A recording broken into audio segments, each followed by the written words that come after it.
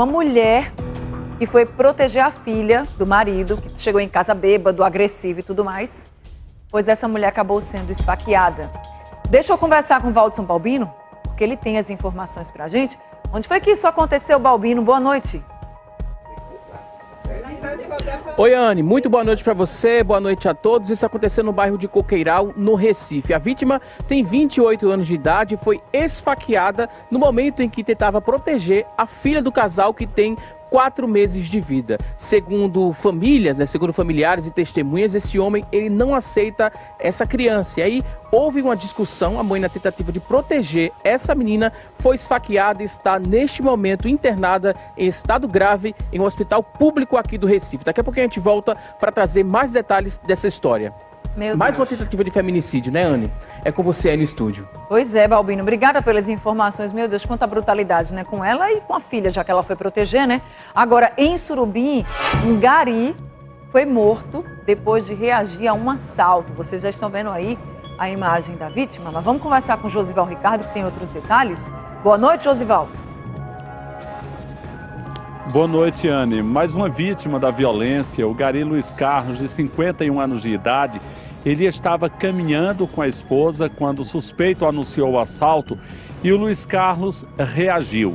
Entrou em luta corporal com o assaltante, a esposa ouviu 2 disparos e quando olhou, o marido já estava morto. Daqui a pouco nós vamos trazer detalhes sobre esse fato lamentável, o retrato da violência em Pernambuco, Anne. Matéria completa com todos os detalhes daqui a pouquinho. Fazendo cada vez mais vítimas, né, Josival? Obrigada por já adiantar um pouquinho pra gente. É triste demais, né? Muito triste. E, gente, o túnel da abolição, aquele que fica no bairro da Madalena, ele tá interditado de novo. E o motivo? Alagamento. Vamos pra lá com Diandra Monteiro, ver como é que tá a situação agora. Boa noite, Diandra. Oi, Anne, boa noite para você e para todo mundo. Essa palavra, de novo, é o que mais a gente está escutando por aqui, viu? Dos motoristas, dos motociclistas que passam aqui no túnel da abolição. Vou pedir para Jonas mostrar, Jonas, como é que está a situação para o pessoal ter uma ideia. Olha só, o túnel completamente interditado, isso desde amanhã de hoje. Ontem o pessoal que passou por aqui já vinha reclamando em relação ao alagamento, muitos motoristas com medo, inclusive, de fazer essa travessia.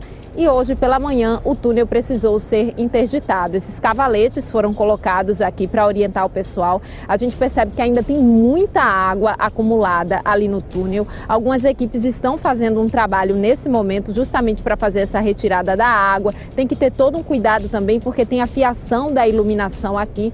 Então é um trabalho delicado para essa equipe. Enquanto isso, a gente percebe o trânsito que está por aqui. Os motoristas que passam por aqui justamente que agora vão precisar pegar uma rota alternativa. O pessoal pega essa lateral aqui do túnel para tentar chegar na Avenida Caxangá. Essa é uma alternativa e olha só, muita gente buzinando por conta do trânsito. Aqui no entorno, na Rua Real da Torre, na Rua José Osório, a gente percebe que tem muito congestionamento também. A gente já estava observando inclusive no mapa e os motoristas tendo que enfrentar esse trecho aqui. Eu vou tentar conversar com o motorista agora. Eita, ele vai ter que seguir. Muito difícil, né, amigo? Sempre assim, complicado. É isso, a gente vai deixar ele seguir por conta do trânsito, porque fica difícil, de fato, a gente parar o motorista numa situação como essa, que já está enfrentando todo esse trânsito. Mas o que o pessoal fala é, de novo, está acontecendo mais uma vez aqui. E esse túnel é muito importante, principalmente para aqueles motoristas que querem seguir para a Avenida Abdias de Carvalho, para o motorista que quer seguir também em direção à Imbiribeira, porque pega por aqui pelo túnel para conseguir cruzar a Avenida Abdias de Carvalho, pegar no sentido Afogados e conseguir pegar o seu trajeto, enfim, seguir viagem. Mas a gente vai vendo que tem que redobrar a atenção, tem que ter todo cuidado por aqui. Eles vão pegando essa lateral aqui do túnel, essa rua, para conseguir ter acesso à Avenida Caxangá, à Rua Benfica e aí pegar uma rota alternativa. Equipes da CTTU estão no local desde o cruzamento lá da Real da Torre, também na José Osório, já para orientar os motoristas. Cavaletes foram colocados lá também para trazer essa orientação e para que o motorista possa, de fato, escolher qual é o trajeto que ele consegue seguir. A gente ainda não tem informação em relação a quanto tempo vai durar essa interdição. O que a gente já conseguiu perceber é que o trabalho está sendo feito aqui no túnel da abolição, mas a gente ainda não sabe até quando esse trabalho deve continuar. O túnel foi interditado desde amanhã. A gente procurou também o DER, porque esse túnel é de responsabilidade do Departamento de Estrada de Rodagem, ou seja, de responsabilidade do governo do estado, para saber como é que fica essa situação, e até agora a gente está aguardando o retorno. O que a gente já consegue perceber até o momento é que, por parte da Prefeitura do Recife, equipes da CTTU foram colocadas aqui na rua para tentar trazer orientação para os motoristas em relação ao trânsito, já que eles não conseguem passar aqui no túnel. A gente está vendo, tem muita água ainda acumulada, então é um trabalho que ainda deve durar algumas horas. Esses cavaletes foram colocados aqui para que ninguém tente arriscar de fato essa travessia. O túnel está interditado. A gente está falando ao vivo agora, 6h36, e a gente percebe que esse é um horário de pico, né? Um horário de fluxo muito intenso no trânsito, muita gente voltando para casa, muita gente que está tentando seguir também para a faculdade e para outros compromissos. Tem algumas universidades aqui nessa área central, então as pessoas que passam por aqui, que querem seguir também para a Avenida Abdias de Carvalho, que querem pegar a 232, costumam usar o túnel da Abolição e agora estão tendo que pegar uma rota alternativa. Viu, Ania? É com você. Tá certo, Diandra, obrigada pelas informações. Trânsito complicado, o túnel da Abolição está interditado neste momento, então já avisa o pessoal que você conhece que vai passar por aí. Se puder pegar outra rota, melhor, né? Porque o trânsito já é difícil essa hora da noite. Imagina quando tem o túnel interditado. Essa não é a primeira vez, de novo está acontecendo. Em julho a gente teve uma interdição também por causa de alagamento. E mais aqui de cima das câmeras da CTTU, que a gente vê como o trânsito está lento, né? Porque esse é o semáforo que antecede aí o túnel e o pessoal tem que pegar ali aquela rua lateral, como mostrou Diandra Monteiro. Agora, também está complicada a situação aqui no centro do Recife, bem ali na rua Princesa Isabel, porque nesse momento está acontecendo um protesto lá. Bairro da Boa Vista, olha só as imagens que a gente acabou de receber, muito fogo, o pessoal colocou fogos em pneus, em entulhos para fechar a rua Princesa Isabel. E este protesto está sendo realizado por parentes e amigos de uma mulher trans que foi morta dentro de um cinema. A gente trouxe esse caso agora, na última sexta-feira. Vocês estão vendo imagens, inclusive, de outras mulheres trans que entram também no cinema. Essas mulheres são suspeitas desse crime, tá? A polícia já está com essas imagens e familiares e amigos da trans que foi morta estão cobrando a investigação do crime. Estão cobrando que a polícia seja mais rápida. Essas imagens, elas são muito cruciais para a investigação, né? São imagens de uma câmera de segurança que registram aí o momento em que outras duas mulheres trans entram no cinema. Essas mulheres estão sendo consideradas como suspeitas. Logo depois é possível ver uma terceira mulher saindo do cinema também. A vítima foi a mulher trans identificada como Raquel Letícia e ela foi morta com várias facadas dentro deste cinema que fica na rua Princesa Isabel. Por isso que o protesto também é na rua Princesa Isabel. O DHPP, Departamento de Homicídios e Proteção à Pessoa, está investigando esse crime. Nesse momento está aí com a rua Princesa Isabel interditada. A gente sabe que isso complica muito o trânsito. É ali pertinho do Palácio do Campo das Princesas, é pertinho do 13 de maio, passa ônibus, passam vários veículos. Então, a volta para casa também no centro do Recife está difícil. Vocês veem aí na imagem alguns pedestres passando. Então, está assistindo o povo na TV, vai sair para passar aí pelo centro, já sabe que está o maior caos. Sabe alguém que está no centro e que vai passar por aí, já avisa, porque está tendo esse protesto agora, nesse momento, tá? Está acontecendo esse protesto. Falando em fogo, uma carreta pegou fogo no final da tarde de hoje. Isso aconteceu na BR-101, na altura ali do presídio de Igaraçu. Segundo as primeiras informações da Polícia Rodoviária Federal, uma falha mecânica pode ter causado um incêndio no veículo. Olha só que imagem fortíssima, né? Muito fogo aí. Essas imagens foi quando o incêndio começou, são de quando o incêndio começou. Foi por volta de 4h30 da tarde. Mas até o início da noite, até agora há pouquinho, a gente estava conversando com a Polícia Rodoviária Federal e eles disseram que os bombeiros ainda estavam lá trabalhando para controlar chamas, tudo. Então o trânsito ficou complicado à tarde, está complicado agora, é no sentido Recife, tá? No sentido Recife da BR-101. Ainda não temos informações sobre feridos. A Polícia Rodoviária Federal também está no local. Mas olha que imagem impressionante dessa carreta pegando fogo aí na BR-101. Falando em muita confusão, o dia começou com o protesto na BR-408, aí essa BR já em São Lourenço da Mata. O motivo do protesto? Problemas na rodovia, vários, como buraqueira, falta de acostamento. Então, assim, esses são alguns dos problemas, né, que levaram o pessoal a fazer esse protesto e, claro, que a gente acompanhou. Veja. Os manifestantes usaram pneus para bloquear 2 pontos da BR-408 em São Lourenço da Mata. Um deles no sentido Carpina e o outro no sentido Recife. Com muito fogo na pista e cartazes, eles pediam uma requalificação da PE20, rodovia que dá acesso ao distrito de Matriz da Luz. Após uma conversa com policiais rodoviários federais, os bombeiros apagaram o fogo, resfriaram a pista e liberaram o tráfego. Após o fim do protesto, uma equipe da Operação Tapa Buraco do DR foi enviada à rodovia. Difícil a situação, né, das nossas rodovias, e aí o pessoal revoltado. As imagens são terríveis. Agora, a gente vai trazer também aqui uma história muito triste. Um gari de 50 anos é mais uma vítima da violência. Este gari que vocês estão vendo, ele foi morto a tiros em Surubim. Eu estou com o Josival Ricardo aqui ao vivo porque esse gari, ele foi morto ao reagir a um assalto, não foi isso, Josival? Foi exatamente isso, Anne. Foi no sítio conhecido, né, sítio Cajá de Tatus. Isso aconteceu na manhã do sábado. Luiz Carlos Silva do Nascimento, de 50 anos de idade. Ele estava caminhando com a esposa, seguindo, na verdade, para o trabalho, quando um homem ainda não identificado anunciou o assalto. No momento em que o suspeito anunciou o assalto, Luiz Carlos entrou em luta corporal, reagiu à investida criminosa e o suspeito efetuou 2 disparos de arma de fogo. Os tiros foram fatais, Luiz Carlos não resistiu aos ferimentos.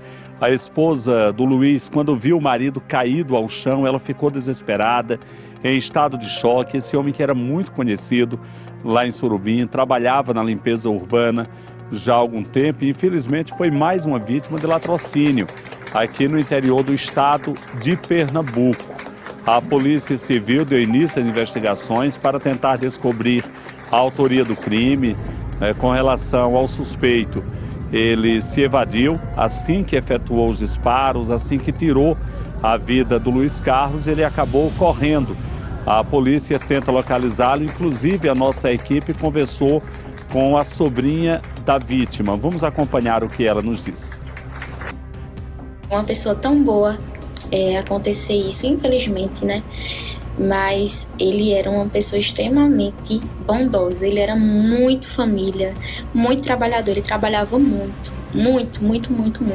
E o bem mais precioso dele era a família. A mulher dele até comentou que ele não saía de casa antes de se despedir dos filhos. E daí a prova do amor que era imenso sobre os filhos dele, né? Também tem outros comentários, a gente sempre que passa param a gente para falar sobre a pessoa dele, que ele trabalhava rindo, transmitia o amor, que tipo, trabalhando e mesmo assim ele estava ali brincando, sorrindo, e aí mostra também um pouco da pessoa que ele era, mas ele era muito além. Quem conhece sabe do coração dele. Tá aí, olha, o depoimento da sobrinha do Luiz Carlos falando sobre a pessoa carinhosa, atenciosa, amorosa, o cidadão família que ele era. Foi exatamente isso, estava saindo para trabalhar. Ela disse que ele era uma pessoa muito trabalhadora, então foi trabalhar quando acabou sendo vítima desta violência desenfreada. Isso, infelizmente, tem sido uma realidade no estado de Pernambuco, no interior do estado de Pernambuco. Luiz Carlos foi mais uma vítima, lamentavelmente. A gente espera que a Polícia Civil de Surubim consiga identificar e prender este suspeito, Anne. Certo, viu, Josival? Eu fiquei pensando, sabe o quê? Mais uma pessoa boa, mais um trabalhador honesto que perde a vida para essa criminalidade desenfreada que a gente enfrenta, né? Infelizmente. Obrigada, viu, Josival, por trazer essa realidade também do interior de Pernambuco, aqui no Povo na TV, para a gente mostrar para vocês que a violência está em todos os lugares e que a gente precisa de segurança para todo mundo que vive na capital, na região metropolitana, no interior, não importa. Está todo mundo vivendo a mesma violência desenfreada, infelizmente. E olha, foi preso hoje um homem suspeito de estar roubando alianças nos bairros da Torre, Madalena e Cordeiro. Vocês estão vendo imagens aí, inclusive, né, deste homem que foi preso. Diandra Monteiro está aqui, de volta com a gente para trazer essas informações, né, Diandra? Pois é, Anne, boa noite para você mais uma vez. Esse homem foi preso. Agora, o que chamou a atenção da polícia é que a moto que ele usava era uma moto alugada. Dá para acreditar? Esse homem vinha praticando diversas abordagens, sobretudo nos bairros da Torre, da Madalena. Em alguns casos, as vítimas chegaram a fugir desse criminoso. Tem imagens de câmeras de segurança que mostram o momento em que ele fica na rua observando a movimentação. E aí, quando ele percebe que a vítima está passando na rua, ele se aproxima para realizar a abordagem. Geralmente, essas vítimas eram mulheres. Em alguns casos, essas vítimas conseguiram correr. Na semana passada, a gente acompanhou um caso com Juliana Oliveira, justamente no bairro da Torre, em que a mulher correu desesperada. Era por volta das 6 horas da noite quando ela foi abordada. Aí teve um outro caso registrado também na mesma região, em que uma mulher saía de um prédio, passava na rua, aí o criminoso se aproxima, ela consegue correr, entra no espaço de um prédio para tentar se proteger. Só que várias ocorrências estavam sendo registradas nessa região e a polícia conseguiu informações em relação à placa desse veículo, conseguiu identificar a proprietária dessa moto. Quando chegou no imóvel, foi que a polícia descobriu que essa moto estava alugada, conseguiu rastrear o veículo e chegou até esse homem. Ele estava no centro da cidade. Com ele, os policiais encontraram diversas alianças. Isso mesmo, ele já estava tentando comercializar esse material no centro do Recife no momento em que ele foi preso. No bolso dele, os policiais também encontraram diversas munições. Na delegacia, nós conversamos com a dona da moto, que falou do susto quando recebeu a polícia na porta dela para tentar investigar todo esse caso. A gente vai ouvir agora. Fazia mais ou menos uns 8 meses que a gente tinha alugado a moto a ele, só que não foi com contrato nem com nada, só que ninguém imaginava que ele estava fazendo isso.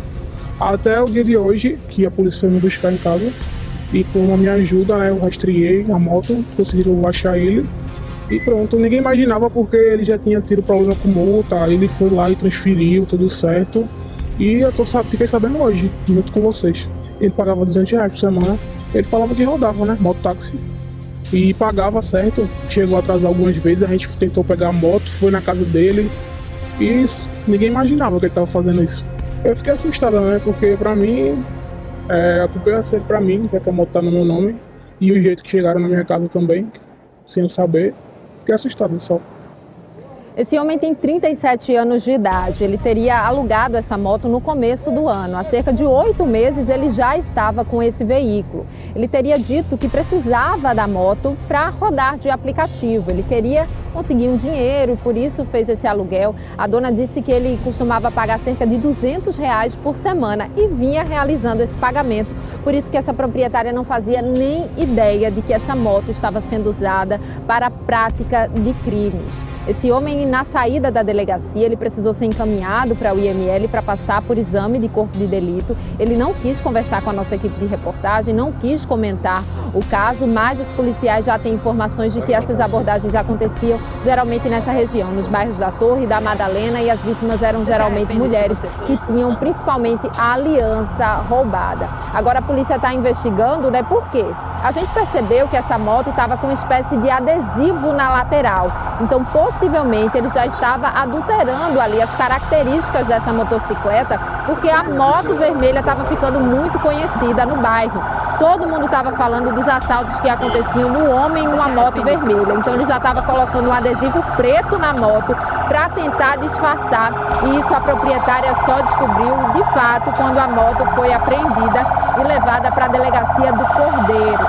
Em breve, a Polícia Civil deve trazer detalhes em uma coletiva de imprensa falando sobre essa investigação. A polícia também deixou muito clara a importância das vítimas procurarem a delegacia para registrar um boletim de ocorrência. Isso ajuda muito no inquérito para que eles consigam identificar de fato a área em que esse homem estava atuando.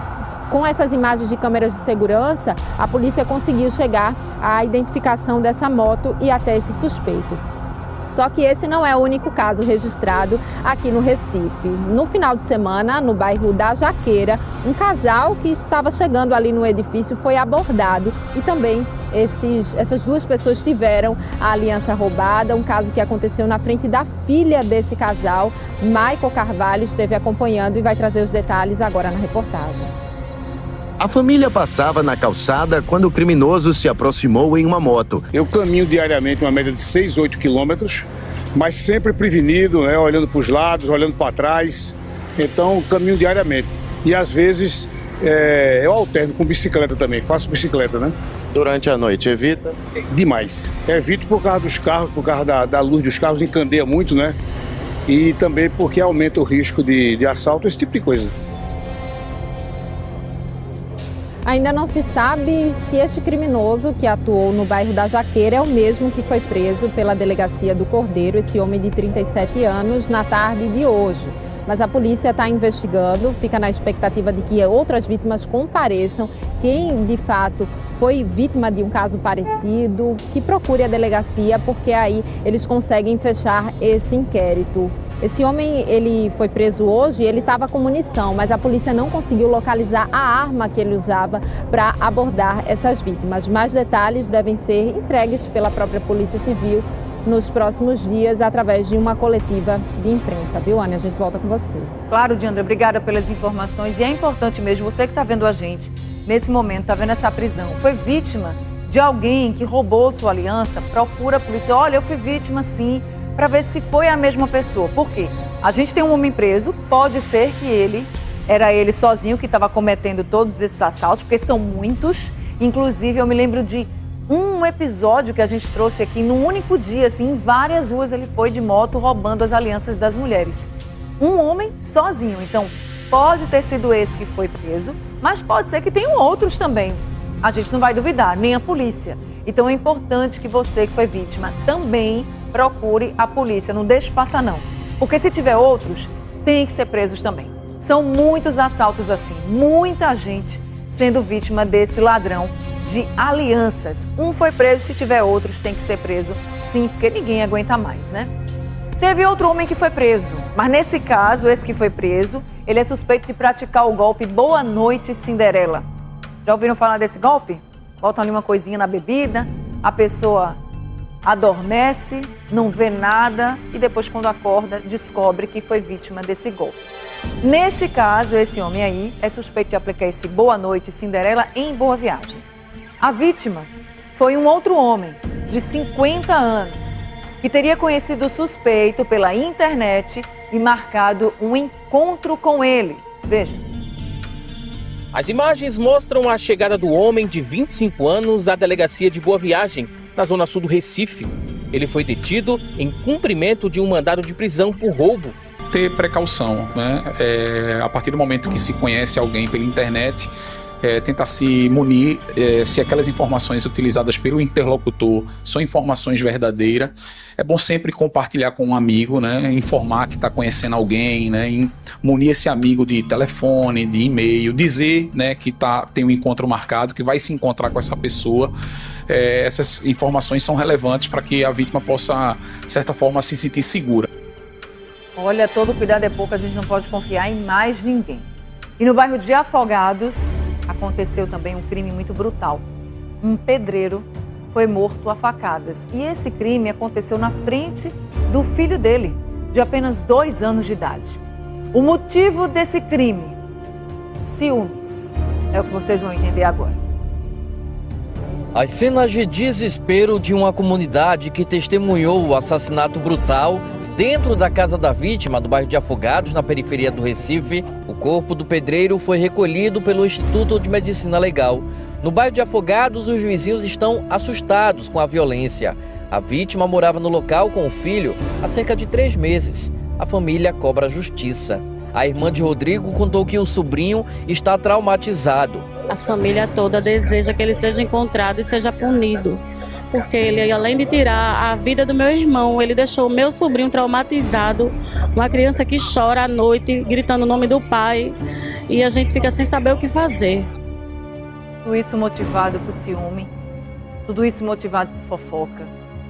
Dá para acreditar nisso? Uma fofoca que leva a um crime, que é motivado por ciúme e acaba com a vida de um pai e de uma criança também.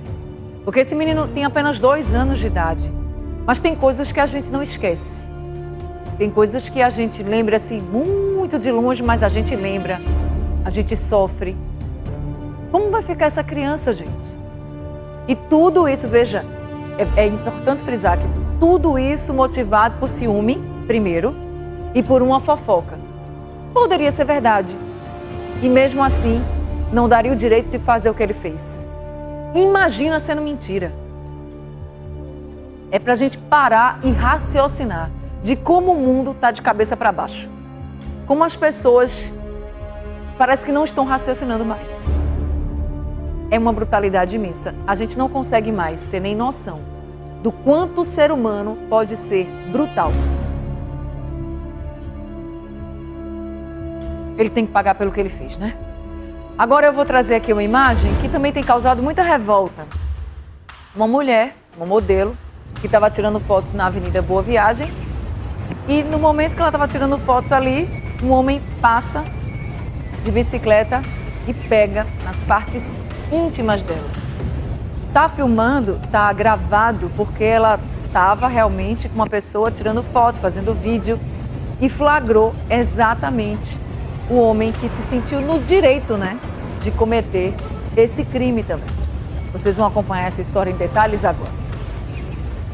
A cena foi registrada na ciclofaixa da Orla de Boa Viagem, no Recife. A modelo Letícia Meilin Oliveira, de 21 anos, estava terminando de fazer imagens para um ensaio fotográfico de um concurso de beleza, quando, de repente, um homem numa bicicleta se aproxima e apalpa a vítima. A gente não imagina passar por isso. A gente vê tantas pessoas passando, mas mesmo assim a gente fala assim, comigo não vai acontecer, porque nunca aconteceu. Eu já sou modelo desde meus 14, 15 anos, que eu já entrei nesse mundo da moda, que eu faço provador. Então, isso nunca ocorreu. Então, eu me sinto impotente, sabe? Eu me sinto suja, eu me sinto triste, porque eu fui violada.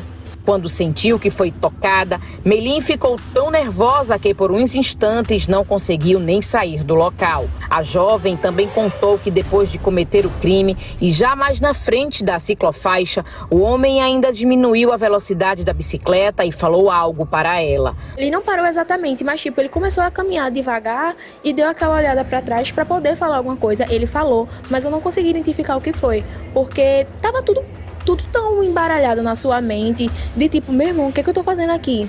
Foi a amiga de Meilin, que também é candidata no mesmo concurso para Miss, que estava gravando com o celular e registrou a cena completa. Terminou que eu não me dei conta, e aí só depois que Meilin parou de desfilar e olhou para mim, foi que eu percebi que tinha acontecido alguma coisa, e aí me dirigi até ela e perguntei o que tinha acontecido, e ela me relatou. Esse homem fez alguma coisa com você também? Não. Ele passou muito rápido por nós, tanto que foi um momento que nenhuma de nós esperávamos. Eu acho que ninguém está pronto para um momento desses, né, para uma situação do tipo.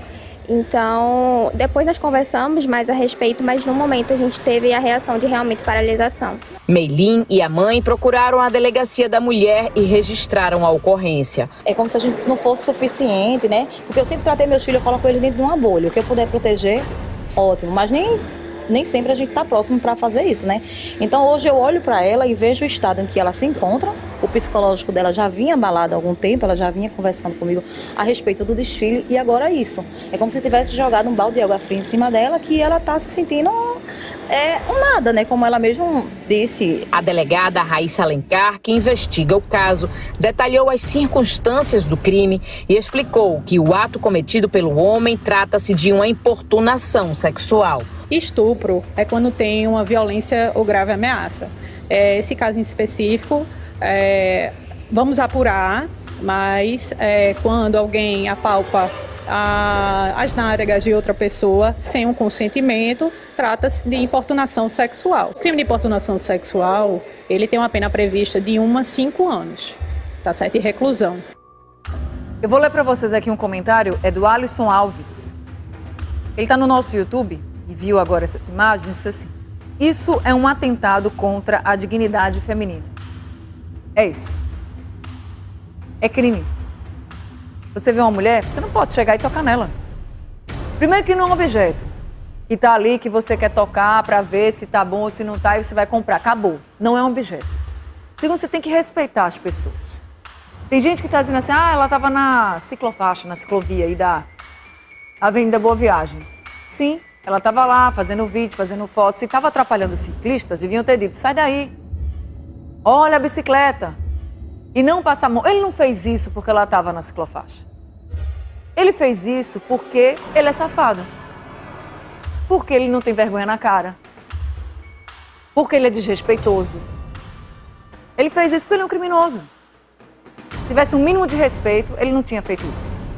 E olha aqui na praia, tem um monte de mulher de biquíni, um monte de homem de sunga, né? Aí ninguém pode falar da roupa dela, né? Ainda bem, porque senão iam falar da roupa dela também. Porque tem muita gente que adora colocar a culpa em quem não tem culpa, em quem é vítima. Mas aí eu vou repetir aqui o comentário do Alisson, dizendo isso aí é um atentado contra a dignidade feminina. E é um homem que está falando, tá? Eu só estou aqui lendo. É um homem que está falando, porque existem homens de verdade e existem esses aí. Agora a gente vai trazer um outro absurdo que aconteceu em Coqueiral. É um homem que, bêbado, começou a ficar muito agressivo, tentou espancar uma menina pequena, uma criança, e a mãe dessa menina, que inclusive é a mulher dele, não deixou. E aí, ele foi pra cima dela e esfaqueou a mulher. Valdisson Balbino, que tanta violência é essa? Boa noite mais uma vez.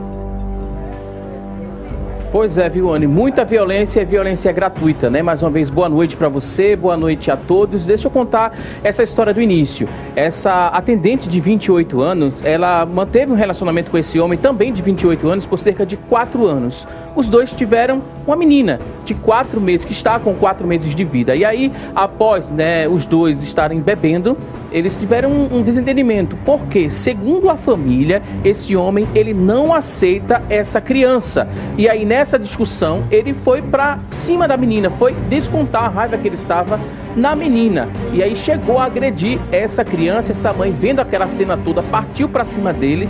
Ele pegou a faca e esfaqueou essa mulher. Foram vários golpes que ele desferiu, principalmente na região do abdômen dessa vítima, que foi socorrida e está em estado grave no hospital. Eu estou aqui com a irmã dessa mulher, dessa vítima. Essa irmã não vai ser identificada porque a gente precisa preservar essas crianças e essa mulher vítima de violência doméstica. A família está muito revoltada, né, porque tentou por várias vezes ajudar a essa vítima, né, a essa mulher, mas não conseguiu. Ela tinha uma dependência muito emocional muito grande desse homem de 28 anos, né? Vou te dar boa noite por educação e eu queria que você começasse explicando pra gente como é que esse desentendimento chegou até vocês, como é que essa história foi contada para vocês da família. Seja bem-vindo aqui ao nosso programa. Boa noite. Aninha e ele não estava dando mais certo há um tempo, né? Feito todos sabem, a gente íntimos. E ele era um ciúme muito grande, entendeu? Desde que essa menina estava para nascer, ele dizia que essa menina não era dele, não era dele. E ficava jogando cepício na cara dela, né? Isso machucava muito ela, entendeu? E quando foi no sábado, ele tinha voltado com ela na sexta-feira. Quando foi no sábado, os dois estavam bebendo. Ele endoidou, né? Que ele usa droga, bebe muito, surtou. Foi bater na barriga da menina, deu um murro da barriga da menina. E ela, para defender a sua filha, claro que ela é mãe, foi defender a filha. Ele por trás pegou, puxou ela pelos cabelos e começou a dar várias facadas nela, né? Tentativa de feminicídio. E aí foram vários golpes desferidos e aí o filho dela, de 11 anos, presenciou tudo, assim como a filha do casal de 4 meses, né? Como é que essas crianças estão? A criança, né, foi pro médico, a menina tá bem, né, de 4 meses, o menino tá muito assustado, de 11, tá na casa do pai, entendeu? Por tudo que tá se passando, que tá acontecendo. E a sorte dela, né, foi o filho dela que ficou chamando pro socorro, o vizinho chegou, ele fugiu, entendeu? Se não tinha acontecido pior, talvez ela não tava nem viva hoje, né? Como eu expliquei para quem tá em casa, né, ela viveu com esse homem por 4 anos. teve essa menina. Durante esse tempo, ela chegava para relatar para vocês da família, né, que esse homem, ele era agressivo, ela chegou a pedir ajuda de alguma forma. O que é que vocês sabem desse relacionamento? Ela sempre contava e a gente via, né, pelo jeito dele, né? A gente nunca foi chegado a ele por saber o que ele faz, né? Porque ela não é a primeira mulher dele que ele faz isso, ele já teve outras mulheres, entendeu, que fez isso, de agredir, de agressão, né? Já deu na própria mãe. A família vai amanhã ao DHPP, o Departamento de Homicídios e Proteção à Pessoa, onde vai prestar depoimento. Essa atendente de 28 anos em estado grave, em um hospital público aqui do Recife, e os vizinhos estão revoltados, né, com toda essa situação, com todo esse cenário de violência, e estão também muito comovidos com essa criança, que tem apenas 4 meses de vida. Eu estou com a Elaine, que é vizinha, né, que estava aqui desabafando, e é muito importante o depoimento da Elaine, que reflete, né, e o que já viveu, né, Elaine, uma situação de violência semelhante, mas conseguiu quebrar esse ciclo de violência. Essa sua fala é muito importante. Isso mesmo.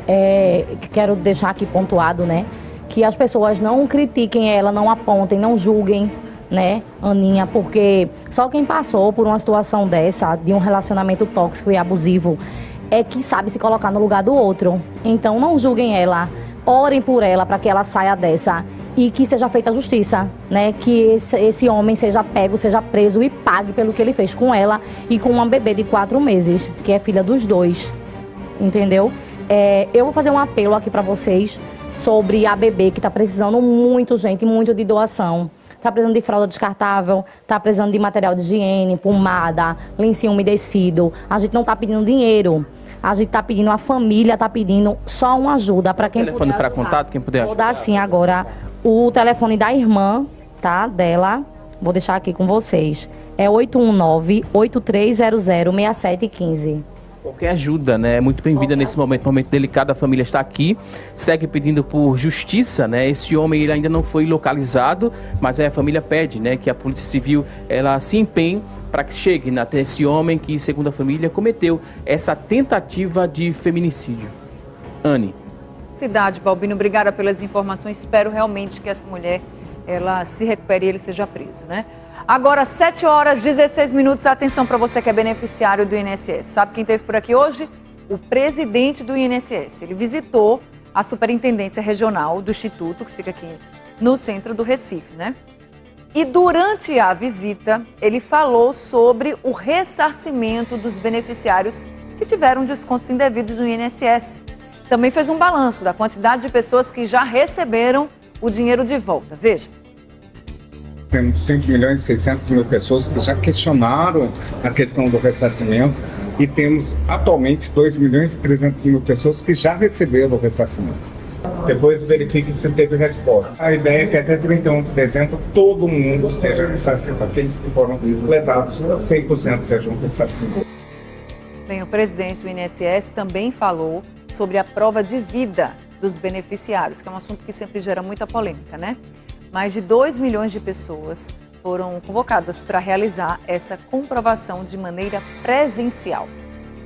São pessoas que há muito tempo não têm um contato com a Previdência, também não têm um contato que a gente possa comprovar que ele está fazendo o seu saque do pagamento, e até mesmo por uma situação de poder verificar se o pagamento está adequado ou não, a gente vai chamá-lo com calma. Ele não precisa de uma agência da Previdência, ele pode ir na sua agência bancária, ele pode simplesmente fazer sua prova de vida por um meio mais tranquilo. A gente está tentando fazer parceria com outros órgãos também, como a agência dos Correios, para que ele tenha uma forma mais tranquila para poder fazer a prova de que ele ainda está.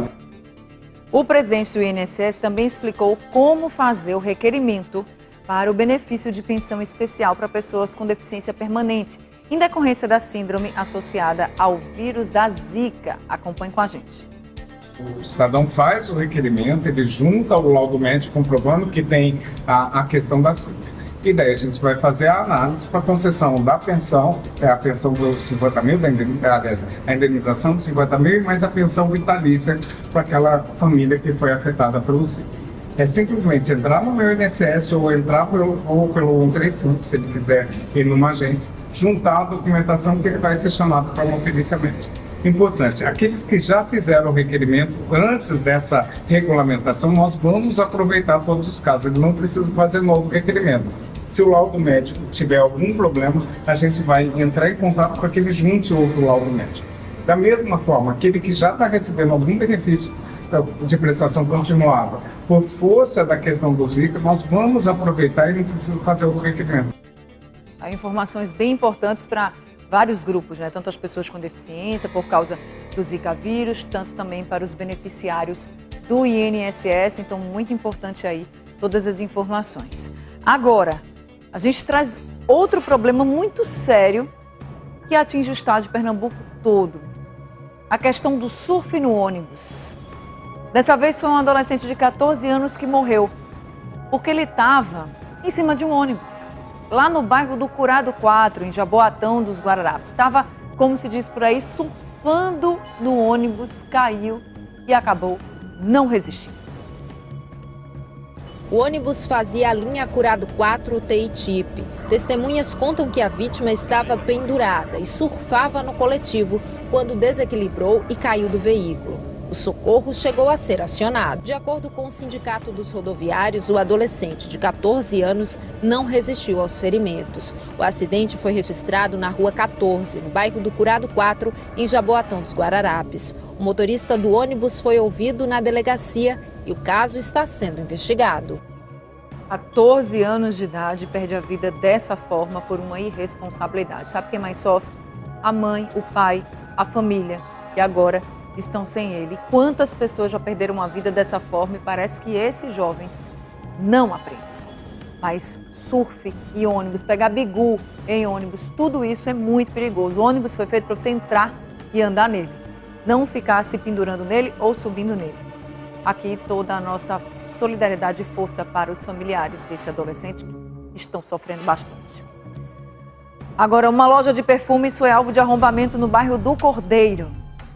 O criminoso invadiu o local, levou tudo o que podia e o que não podia também. Sabe o que foi que ele fez? Quebrou. Saiu quebrando tudo aí que não podia levar. O prejuízo que ele deixou gira em torno de R$80 mil. O homem entrou pela porta da frente, arrombou os cadeados, forçou a porta de esteira e teve acesso à loja. A ação durou poucos minutos. A oficina mecânica de Júnior também já foi alvo de arrombamento mais de uma vez. Ele está cansado de fazer boletins de ocorrência e clama por mais segurança. Minha loja foi arrombada 3 vezes aqui, levaram tudo, me deixaram um prejuízo aqui de mais de R$40 mil. A gente faz um BO, só que eles, fazer um BO e não adianta nada, que eles não fazem nada. Laranjinha aqui, não vê nenhum aqui. Laranjinha aqui que a gente vê é para enxupar, porque laranja aqui não vê. Aí a revolta de quem já foi vítima várias vezes, inclusive, né?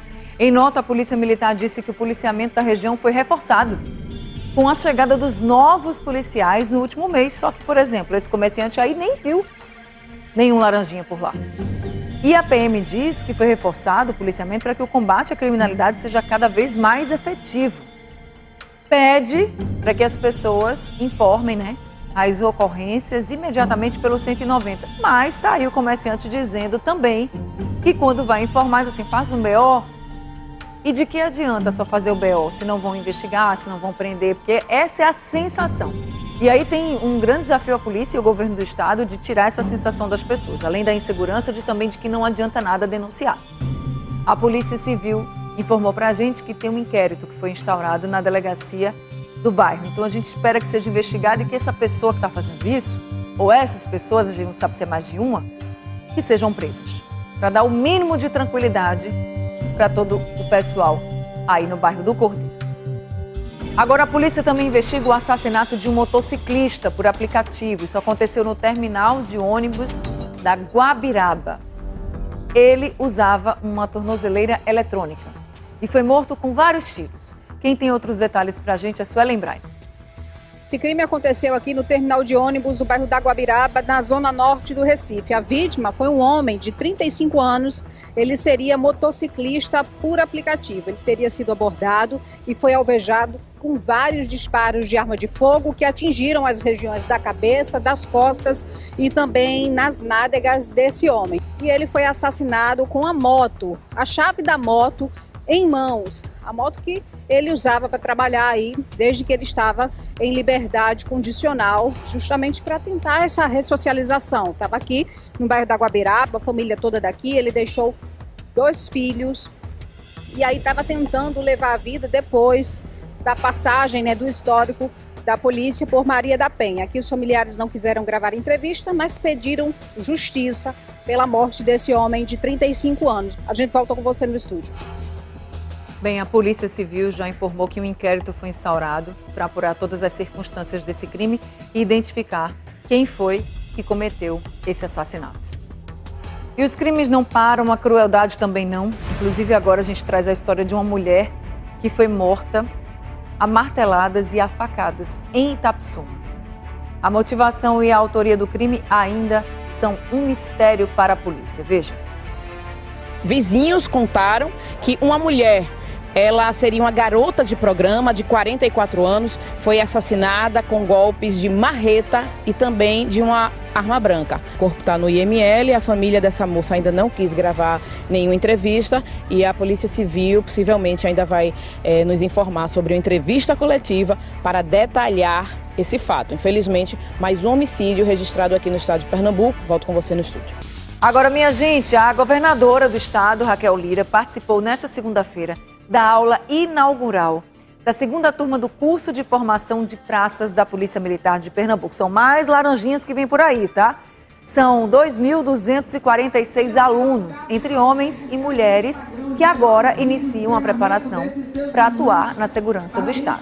A primeira turma, com mais de 2.000 policiais, se formou em agosto e já está nas ruas da região metropolitana do Recife.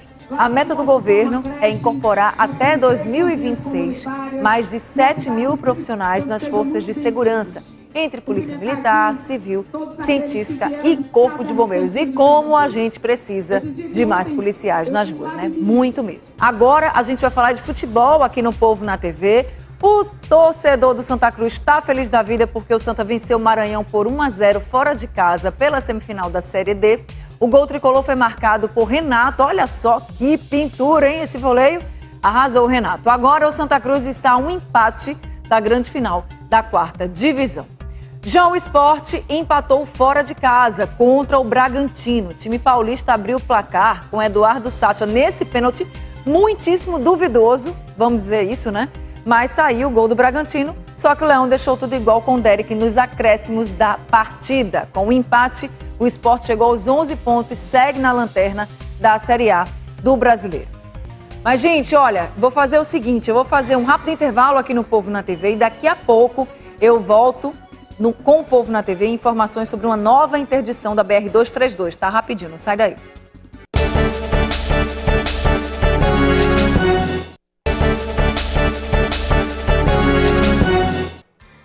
Deixa eu já mandar um abraço especial aqui para Hugo Ferreira, também para Meuri, Ana Cleiva, Jair, Elton, seu Ronaldo, Marcela, seu Moura, muita gente participando aqui com a gente pelo nosso YouTube. Vamos ver como é que está a Avenida Abdias de Carvalho nesse momento. Olha o trânsito no Recife, ao vivo, 7 horas e 43 minutos. A Avenida Abdias de Carvalho, o trânsito está fluindo, né? Nos dois sentidos, como vocês podem ver, sempre só muito escura a Avenida Abdias de Carvalho. E aí, a Avenida Abdias de Carvalho é caminho para a BR-232. Gente, nesse fim de semana ia ter uma nova interdição da BR-232 na saída do Recife, ou seja, para quem está pegando Abdias e seguindo o sentido interior. Mas essa nova interdição ela foi adiada pelo governo de Pernambuco. Essa interdição que está sendo realizada, né, a segunda que vai ser realizada, é para a construção de uma ciclovia e também de uma passarela. Então o DR explicou que vai precisar adiar por causa da logística de transporte das novas peças metálicas, mas não disse qual é a data da nova interdição. Então, por enquanto, não vai ter interdição na BR-232, tá? 7 horas e 44 minutos, vamos ver outro ponto do Recife agora? Tem outro ponto agora, vamos para a Avenida Norte. Avenida Norte aqui na tela pra gente.